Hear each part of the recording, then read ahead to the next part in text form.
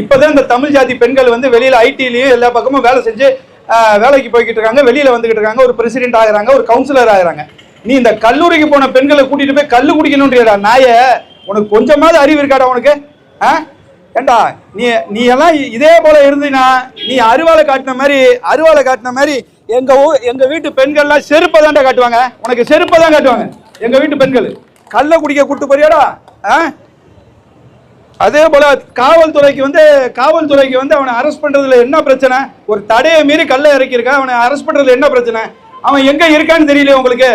எங்க இருக்கான்னு நாங்க சொல்றோம் பாருங்க. காலையில 6 மணிக்கு போங்க, ஏதாவது மரத்துல உட்காந்துருப்பான் பாருங்க, கல்ல விட்டு அடிங்க, துணியாங்கன்னு ஓடி வருவான் நாய். அவனை பிடிக்கிறதுக்கு உங்களுக்கு துப்பில்லையோ, ஒரு எஃப்ஐஆர் போடுறதுக்கு உங்களுக்கு துப்பில்லையோ அவன் மேல போடுறதுக்கு? எதுக்காக இன்னும் அந்த எஃப்ஐஆர் போட முடியாம உட்காந்துருக்கீங்க?